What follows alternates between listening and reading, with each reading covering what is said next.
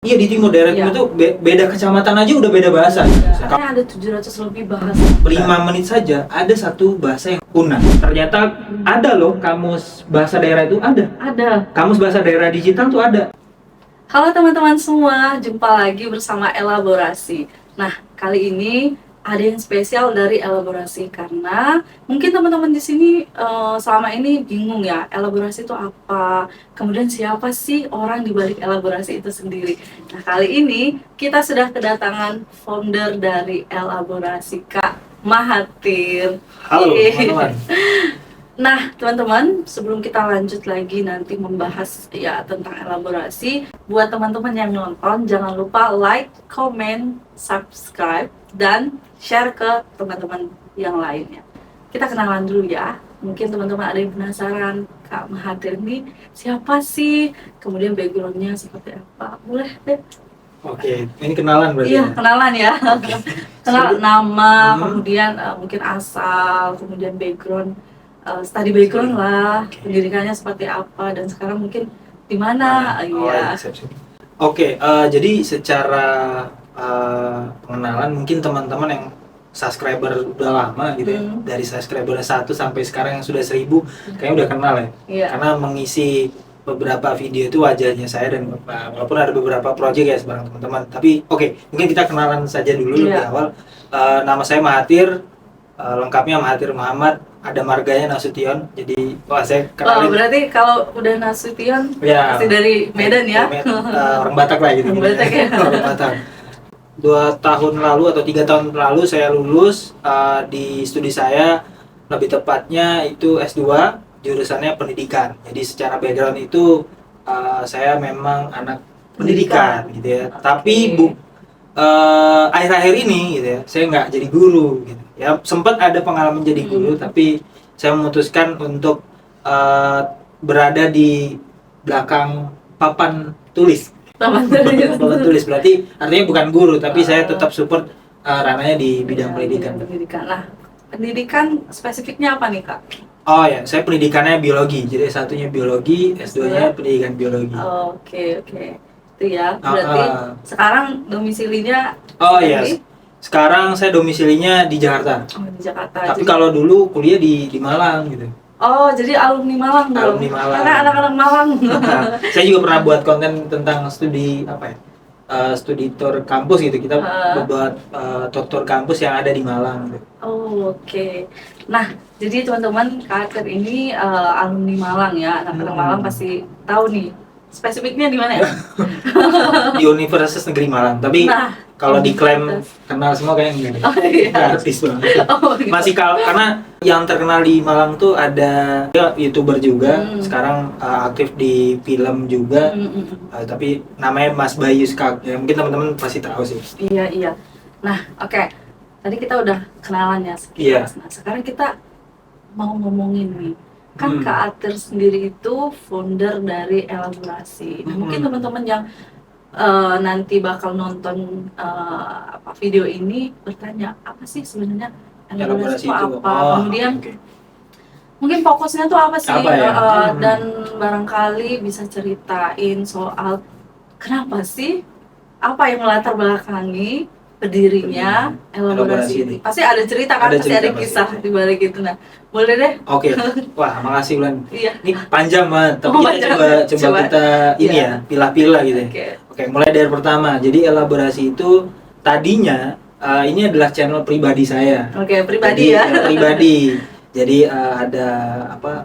Kampus Love, istilah seperti itu, dan juga beberapa coba-coba untuk memahami karena saya backgroundnya pendidikan. Jadi di channel saya tuh ada playlist tentang sekolah dunia namanya. Harapannya tadi tuh dari sekolah dunia, kalau ada investor gitu kan, semua buat sekolah. Harapannya seperti itu gitu. Barangkali nanti ada ya mungkin ada gitu nonton ya.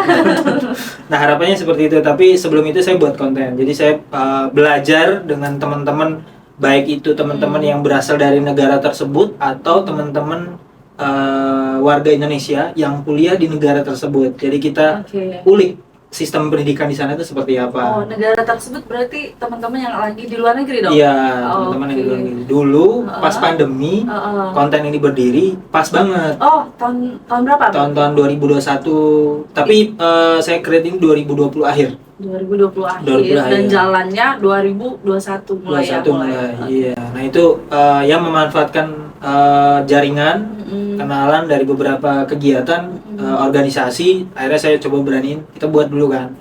Seiring berjalan waktu mulai berisi konten-konten tidak hanya konten pendidikan tapi konten edukasi langsung. Jadi saya punya komunitas namanya Malang Lab Wing, itu Mm-mm. tentang komunitas pengamat burung. Nah, saya buat project sama Oke. teman-teman. Jadi kira-kira di Malang itu Eh, kampusnya itu masih ramah untuk hewan-hewan atau satwa-satwa nggak sih? karena masih banyak hutan. Masih banyak hutan Oke. kan. Ya, mungkin teman-teman yang nonton Iya, kampus-kampus kan masih daerah dingin juga daerah ya di dingin sana ya. gitu kan. Ya, akhirnya kita coba buat di UIN, di Malang tuh burungnya apa aja, terus juga di UB Universitas Brawijaya itu Iya. burungnya apa aja, terus di UM juga gitu.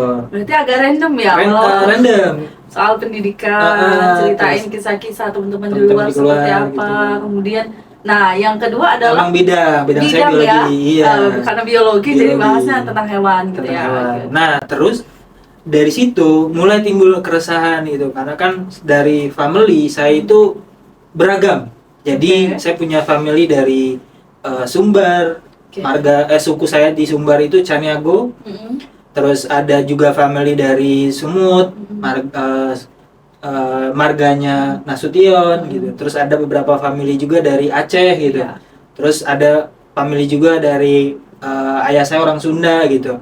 Nah, melihat itu, saya ngerasa di tubuh keluarga pun saya gitu ya, beragam bahasa, beragam budaya, tapi melihat diri saya nggak ada yang bisa bahasa daerah gitu. Oh gitu. Dari situ. Oke. Terus karena momen itu masih pandemi, jadi dulu ada video atau YouTuber juga namanya Eka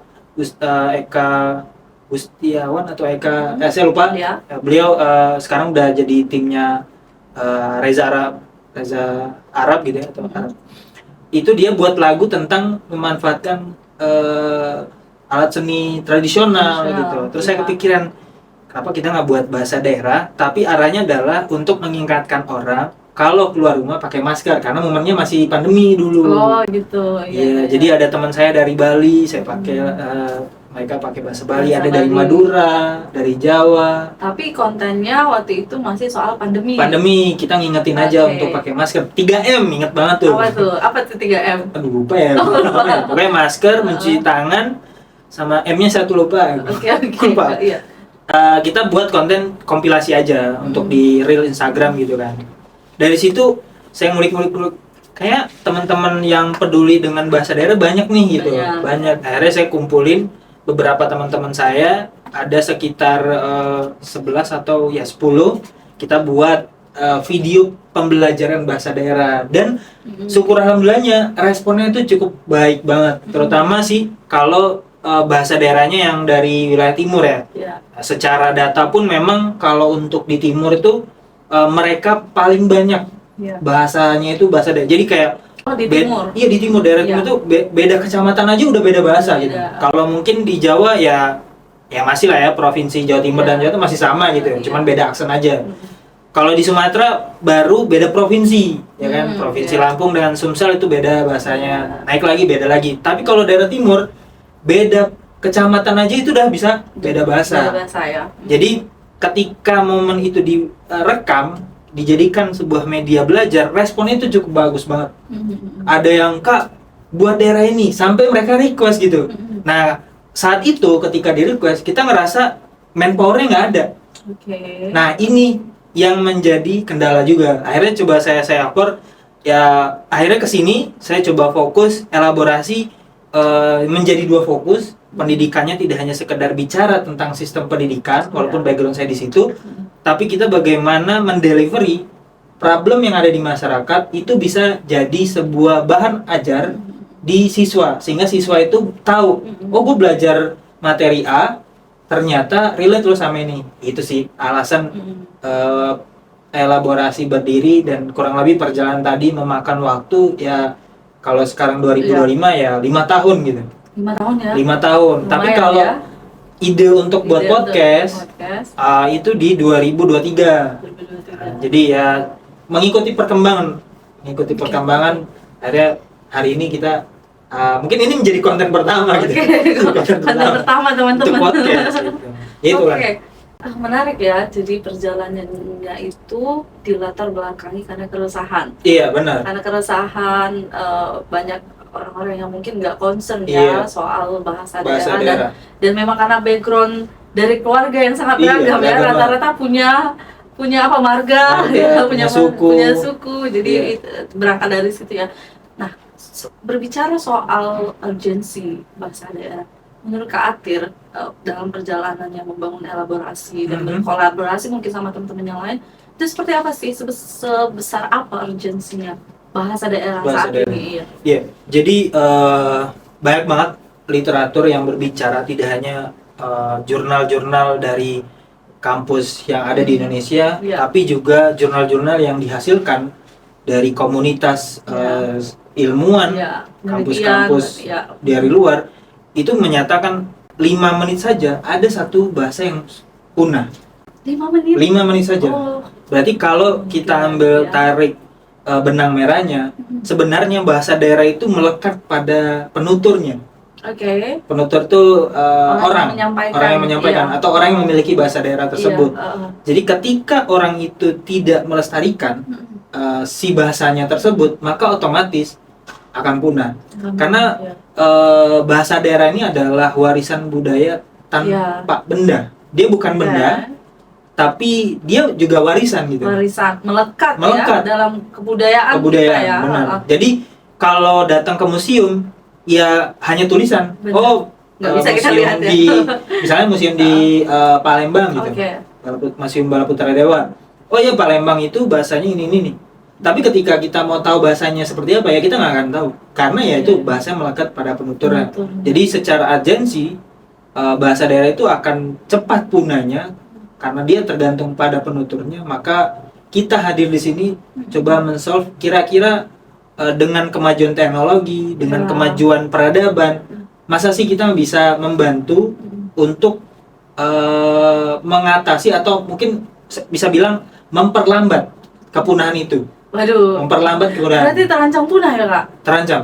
Jadi terutama ya tadi saya bilang wilayah timur itu yang sangat-sangat terancam banget karena dari sisi populasinya, terus juga akses untuk antar daerah itu masih belum begitu baik. Ya mungkin banyak banget data-data yang berseliweran di sosial media kita ya.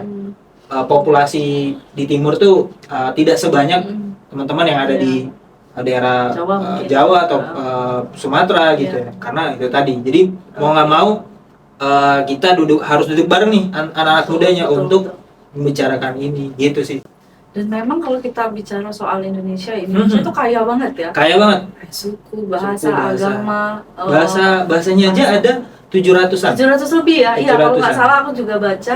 Katanya ada 700 lebih bahasa. Benar. Dan kalau misalnya tadi dibilang 5 menit aja terancam punah, itu lama-lama habis ya. Habis banget. Waduh. Yang tersisa adalah orang yang populasi di sukunya masih banyak. Apalagi ya Kak, kalau kita bicara soal zaman sekarang ya, ada teknologi, ada media, dan kalau kita perhatikan ya, kalau ini pengalamanku pribadi, jarang tuh sekarang anak-anak, apalagi ya anak-anak yang sekarang benar. Itu mau menggunakan bahasa daerahnya sendiri. Mungkin kesannya tuh kayak kampungan atau seperti apa, kan sehingga jarang untuk menggunakan dan kayaknya nggak bangga gitu loh Kak. Benar.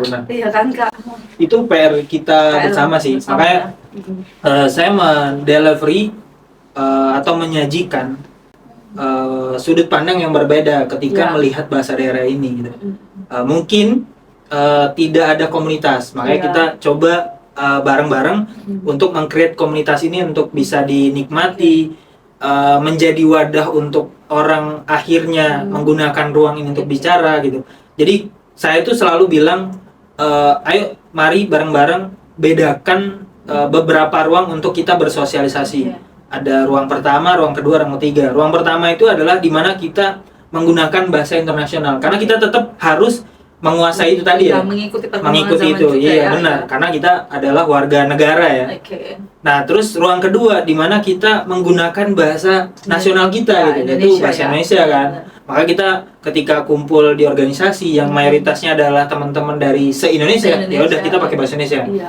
Nah, kita pindah lagi yang namanya ruang ketiga, di mana teman-teman harus mencoba, mau nggak mau harus mencoba menggunakan bahasa daerahnya teman-teman masing-masing. Iya. Nah, fungsikan ruang ketiga itu adalah tempat wadah teman-teman tidak merasa jaim, ya kan, tidak merasa malu gitu. Karena ya ini lingkungannya teman-teman. Dan seharusnya bangga. Bangga Iya. gitu, karena ya ini bahasa daerah kalian gitu. Ini Iya. peninggalan nenek moyang kalian gitu. Benar. Saya pun selalu gonta-ganti nih, ini fakta unik Iya, ya. iya, gimana? Di bio Instagram saya gitu, itu selalu saya ganti-ganti. Kadang Iya. 2 bulan sekali saya ganti jadi Caniago gitu. Oh gitu. Gitu. Oh iya pantas ya. Aku juga lihat beda-beda Iya ya. ganti-ganti Oke. karena supaya identitas itu tetap melekat di saya ketika orang-orang ngelihat kok Mati ganti ya. kemarin Nasution tiba-tiba kok Caniago gitu. Iya. Ya itu adalah bentuk mungkin beberapa kali saya berinteraksi teman-teman di media, di sosial media, teman-teman yang sesama marganya Nasution Ya, gitu. betul. Terus nanti ketika saya ganti Caniago, nanti saya bersosialisasi dengan teman-teman di sosial media dengan teman-teman yang asalnya dari suku Caniago. Jadi tetap ada ruang itu gitu. Paling tidak mengingatkan Mengingatkan, diri sendiri iya, dulu ya benar, sebelum benar. kita mengingatkan yang lain. Benar banget. Oke. Nah, tadi udah panjang banget ini. Panjang. Kita udah sampai mana nih? Historinya udah panjang. Iya. Nah, bicara soal ini kan masih nge-build ya. Benar, ini kita Ya, masih nge-build, bangun. masih mau bangun. Sebenarnya udah berapa jauh sih Kak perjalanan elaborasi? Misalnya udah kolaborasi kemana Kemana aja, aja, ya. ya. Jadi ya mungkin saya mau bicara dan mengklaim ya yang pertama organisasi umum yang mayoritasnya adalah basic masyarakat. Mungkin ini adalah wadah yang pertama. Oke. Saya berani bilang, berani yakin ini adalah wadah pertama. Karena ketika kita bicara bahasa, maka akan ada organisasi atau Iya. komunitas yang digeraki sama pemerintah. Iya. Namanya Duta Bahasa. Iya, iya. Atau Duta Bahasa. di bawah naungannya Badan Iya. Bahasa dari Kementerian Pendidikan dan Dan Budaya. biasanya gitu. setiap daerah ada. Setiap ya? daerah ada. Iya. Tapi balik lagi, ketika kamu mau masuk ke ranah dan atau wadah itu ada proses seleksi dan seterusnya gitu. Tapi untuk ranah ini, untuk ranah kita melestarikan, saya rasa itu terlalu banyak prosesnya Iya. gitu. Mungkin banyak teman-teman yang pengen aktif, akhirnya terhenti gitu. Nah, kita pengen buat wadah yang tidak ada proses Tidak seperti ada, itu oke. gitu. Tidak ada batasan juga Batasan ya. itu. Nah, kita buatlah wadah ini. Nah, karena wadah ini tidak bisa survive sendirian, maka kita tetap harus berkolaborasi. Betul. Kita kemarin sudah main ke Badan Bahasa. Di mana? Jadi Badan Bahasa itu punya wadah lagi namanya Badan Perlindungan Bahasa Daerah. Oke. Jadi kita sempat diskusi, sempat ketemu, maka saya baru tahu ternyata ada loh kamus bahasa daerah itu ada. Ada. Kamus bahasa daerah digital tuh ada. Jadi Oke, aplikasi oke. yang teman-teman bisa download KBBI itu nanti di dalam aplikasi itu ada kamus bahasa daerah. Jadi kalau misalnya teman-teman Oke. bahasa di Palembang apa gitu, bahasa di Bisa sana apa, kita search aja di situ ada. Oke, dan kebanyakan nih kayak aku Oh, sendiri iya, pribadi iya, tuh iya. nggak tahu Nggak tahu, bener. ternyata ada kamus. Bener, Kita cuma taunya ada kamus bahasa Indonesia Bener, aja, tapi bener. di daerah nggak ada. nggak ada ya. Makanya saya dengan PD-nya ketika ketemu sama orang Oke. itu, Bu, kayaknya bahasa daerah perlu dibuat kamus. Hah? Kayaknya sudah ada deh, Mas. Mungkin Masnya belum explore. Oh, ternyata iya salah Bu ada. saya. Tapi Iya. informasinya kayaknya kurang Kurang, ya. iya benar. Nah, terus kita juga ketemu sama, jadi dulu namanya LIPI, sekarang berubah jadi BRIN ya. Oh, Nah, iya. BRIN itu ada juga ternyata bagian yang ngurusin tentang bahasa Bahasa. daerah. Ya, kita udah sowan, kita udah silaturahmi, terus kita udah cerita apa aja sih yang sudah kita lakukan dan apresiasi mereka benar.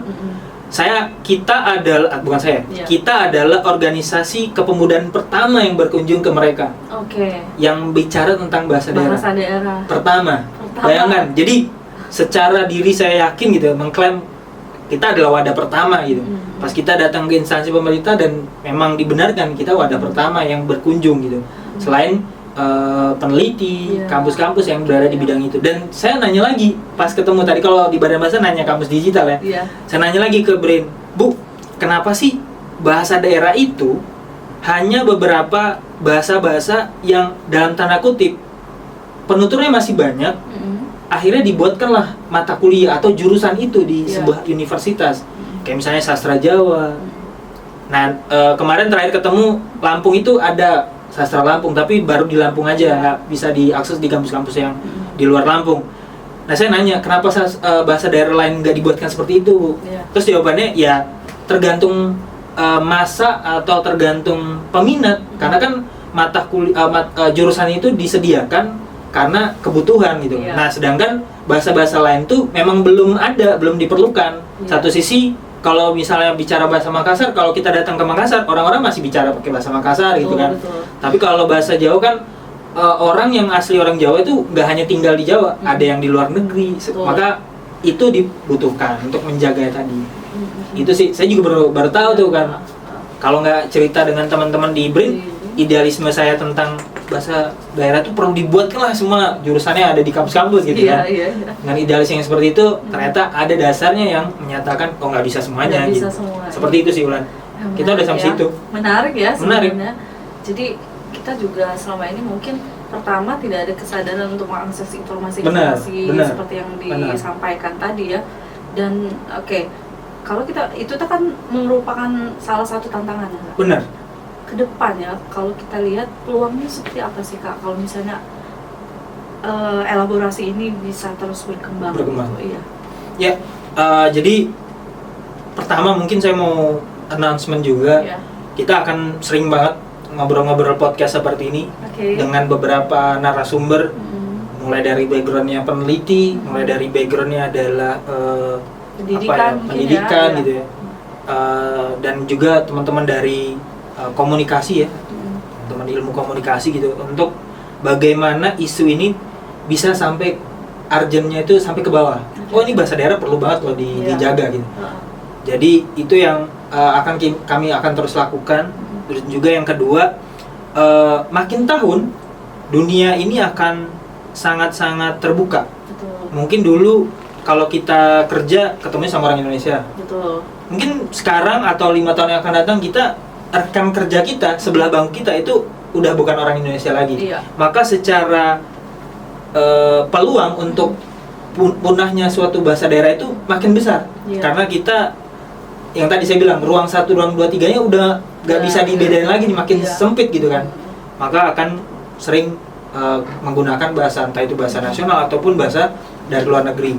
Nah, itu akan menjadi sangat bisa dibilang kayak virusnya lah gitu. Iya. Yang bisa memusnahkan bahasa daerah. Nah, maka kita akan hadirkan beberapa inovasi seperti video pembelajaran. Kita udah buat video-video pembelajaran itu, harapannya teman-teman di sekolah gitu ya, itu bisa banget akses ini secara free gitu, nggak harus bayar. Kita teman-teman tinggal kunjungi aja channel kita di Elaborasi, tinggal nanti pilih playlist belajar bahasa daerah, itu udah semua. Kita sudah Oke. merangkum kurang lebih, nggak banyak sih, baru 12 Dari 12 bahasa ya. 12 bahasa Tapi kan ini dari bakal- 700.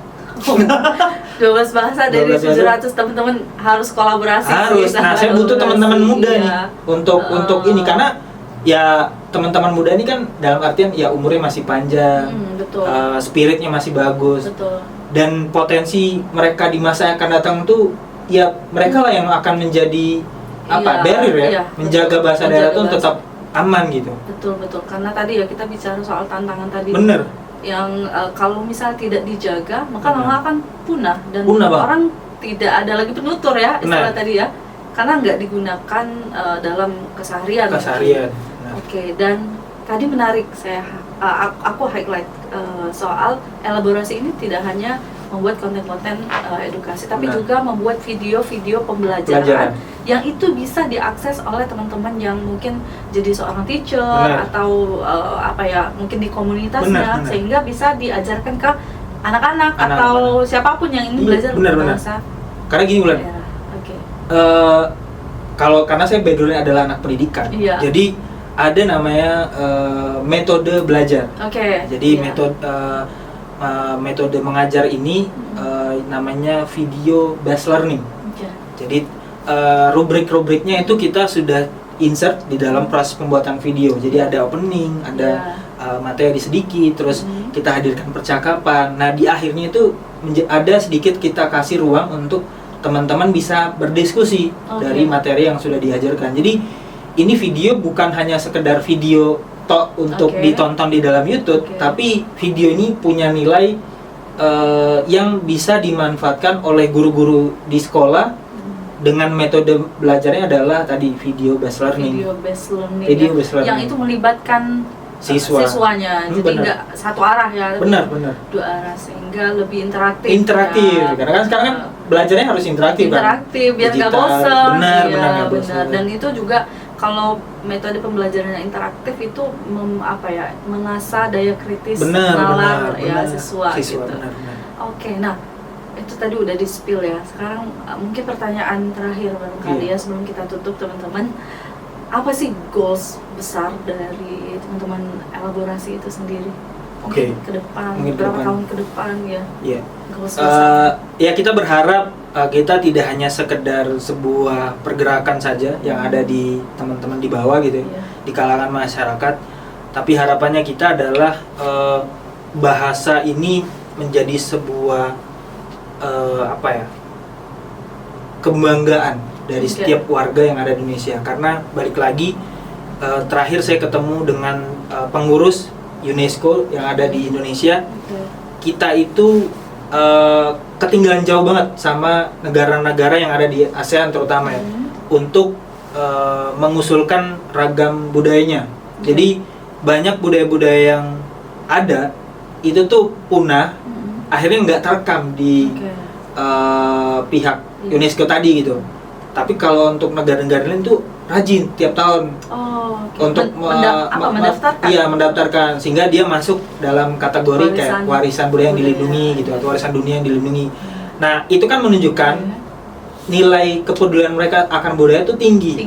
Nah dengan tadi kita skornya kurang, otomatis kan menandakan kita tuh kurang care sama budaya kita. Nah harapannya goals paling dasar adalah ya membuat orang menjadi peduli sehingga bahasa daerah kita terjaga.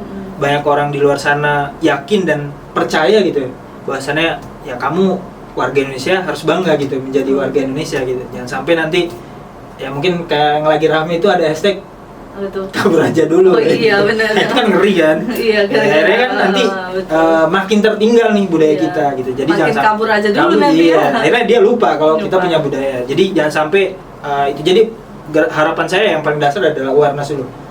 Peduli. Nanti kalau dari peduli baru naik. Dan tentunya bisa kolaborasi ke teman-teman semua ya, anak pemuda, komunitas dan sebagainya.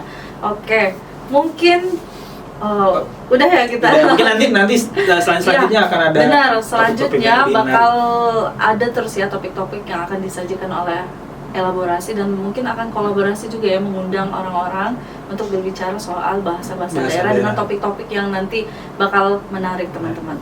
Dan mungkin sebelum kita tutup, ini ada jargon yang lebih dekat, lebih bermakna, begawe bahasa. Oke, sampai jumpa.